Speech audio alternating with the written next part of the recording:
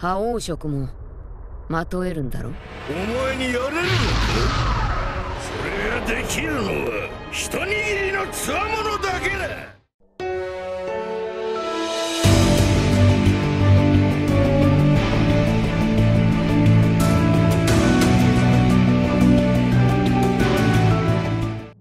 원피스의 작가 오다쌤은 2024년 점프 페스타에서 이런 코멘트를 남겼는데요. 원작에서는 드디어 엘바프에 갔습니다. 느긋한 나라이지만 어떤 남자의 등장으로 정적은 깨지고 맙니다.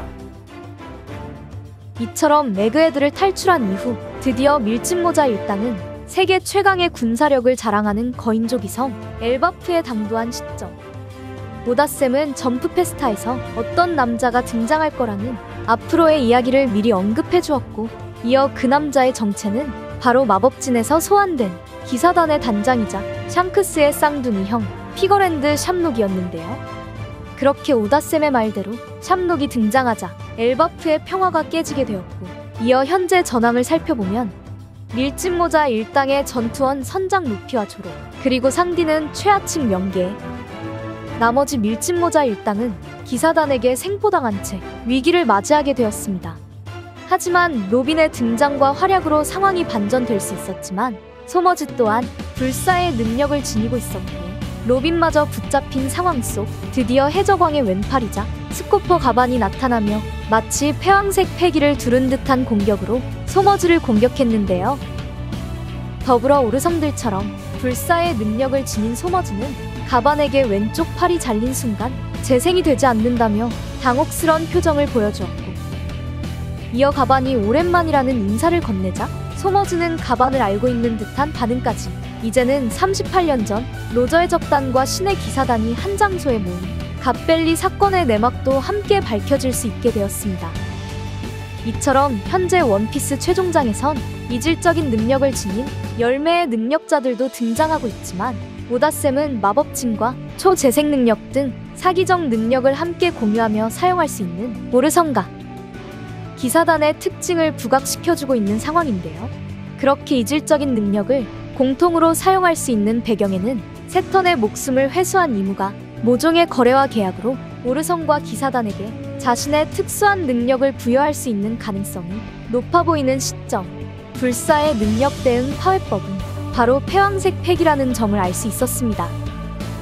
그렇게 에그헤드에선 조이보이의 패왕색 패기를 통해 오르성들의 인수형 변신이 해제되며 마리조아로 돌아갈 수 있게 되었고, 나아가 엘바프에선 소머즈의 회복 능력에 문제가 생겼기 때문에 현재로선 극강의 패왕색 패기만이 유일한 대응법이었는데요. 이처럼 최종장에서 밀짚모자 일당은 오르성은 물론 기사단까지 이질적인 능력을 지닌 전력들을 차례로 만나고 있는 만큼 공식적으로 패왕색 패기를 사용할 수 있는 사왕 루피와 여망조로의 패기 전투법이 더욱 중요해질 수밖에 없어, 만약 가반이 패왕색 패기를 두른 공격으로 소머즈의 능력에 대응한 거라면 앞으로 루피와 조로는 한층 더 강한 위력을 지닌 패왕색의 경지를 이뤄내야만 초재생 능력자들을 상대할 수 있는 건데요. 먼저 루피는 사왕 카이도를 상대하며 주먹이나 무기에 패왕색을 두르는 패위감을 깨닫게 되었고, 이어 조로는 엠마를 통해 잠재되어 있던 무의식의 패왕색을 발동할 수 있게 되며 카이도에게 상처를 남겼듯이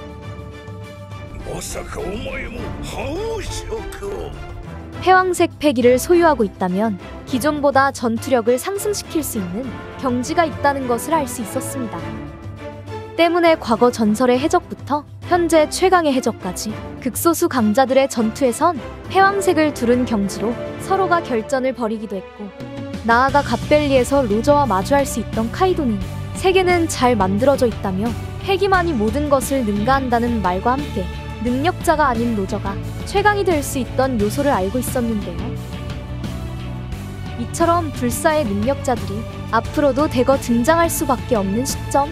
루피와 조로는 마치 원거리 공격의 특징을 지닌 방출형 무장색 패기의 원리를 이용해 패왕색도 담아 날릴 수 있는 또 하나의 각성 경지를 깨달아야 할 것 같고, 이어 그 깨우침에는 현재 가반이 있어 샹크스가 로저의 카무사리 기술을 체득한 것처럼 가반 또한 그 원리를 알고 있다면 루피와 조로에게 충격파 기술의 경지도 알려줄 수 있다는 점이죠.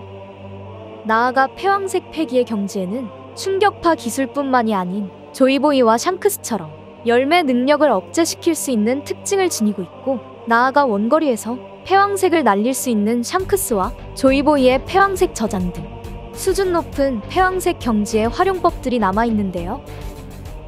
이처럼 가바는 최고 수준의 패왕색 패기를 지니고 있기에 조이보이와 샹크스처럼 악마의 열매 능력을 억제시킬 수 있어 소머즈의 초재색 능력에 영향을 줄 수 있다는 점을, 그리고 자신의 무기에 패왕색을 두른 충격파 기술까지 날릴 수 있다면 현재 가바는 불사의 능력자에게 대항할 수 있는 극소수의 전력인 셈이죠. 그렇게 이번 엘바프에선 패왕색 패기를 보유한 루피와 조로가 또 한 번의 경지를 뛰어넘어 고차원의 패왕색 패기의 특징을 터득해야 하는 가운데, 다시 처음으로 돌아와 엘바프에 이어 다른 바다의 상황도 알 수 있는 오다쌤의 코멘트를 추가로 살펴보면, 한편 그 외의 바다에서도 이변이. 그 남자가 드디어 세계를 휘젓게 됩니다. 이처럼 오다쌤의 말대로 엘바프에선 정적을 깬 피거랜드 샴록이 등장했고, 반면 엘바프가 아닌 다른 장소에선 드디어 그 남자가 세계의 정적을 깰 수 있는 상황을 미리 언급해준 건데요. 그렇게 현재의 바다는 해수면의 상승과 함께 드디어 정부와의 전쟁을 각오한 혁명군의 세력과 이어 혁명군을 견제하려는 신의 기사단, 마지막으로 혁명군의 동태를 자세히 살피고 있는 검은 수염 해적단이 있어 일촉즉발의 상황이 만들어지게 되었습니다. 더불어 원래 티치는 코비를 거래로 하치노스를 정부의 가맹국에 편입시켜 왕이 되려 했지만, 현재는 영웅 거프의 생포와 고대병기의 비밀을 알고 있는 카리브 등 판세를 뒤집을 수 있는 카드를 손에 넣었기 때문에 오다쌤이 말한 그 남자는 검은 수염일 가능성이 높아 세계를 어지럽게 만들 수 있는 방아쇠를 티치가 당길 수 있는 건데요. 그렇게 티치가 먼저 방아쇠를 당기게 된다면 엘바프 벽화에 기록된 3세계처럼 최후의 전투는 루피와 이무의 결전이 될 수 있어 엘바프 이후 혼란의 상황 속 드디어 루피와 검은 수염의 싸움이 이무보다 먼저 성사될 수 있다는 점이죠. 나아가 검은 수염은 이질적인 자연계 열매와 최강의 파괴력을 지닌 초인계 열매도 사용 가능한 능력자이기 때문에 현재 열매의 각성은 물론 이제는 패기의 경지마저 끌어올리고 있는 루피와는 정반대의 모습을 보이고 있는데요. 이처럼 뒤에 일족의 운명을 건 결전이 다가오고 있는 상황 속 루피는 임펠다운에서와 달리 패왕색을 두를 수 있는 경지와 열매의 각성, 그리고 앞으로 열매의 능력을 억제시킬 수 있는 고차원의 경지 등 티치의 암수를 통해 니카의 능력을 사용할 수 없다면 그때는 오직 패기만으로 티치와 승부를 겨뤄야 한다는 점이죠. 이처럼 한때는 루피가 절대적 능력자 티치를 이길 수 있는 방안과 승리의 길이 전혀 보이지 않았지만, 현재는 열매 각성은 물론 또 다른 패왕색 패기의 경지도 터득할 수 있어 검은 수염을 쓰러뜨릴 수 있는 진정한 태양신으로 거듭나고 있는 것 같은데요. 과연 루피와 조로는 가반을 통해 불사의 능력에 대항할 수 있는 열매 능력 억제화와 충격파 기술의 원리를 배울 수 있을지, 그리고 루피의 최종 상대는 벽화에 기록된 것처럼 검은 수염이 아닌 이무가 될지는 앞으로 전개될 원피스 최신화를 기대해보면 좋을 것 같습니다. 이번 영상은 여기까지입니다. 시청해주셔서 감사합니다.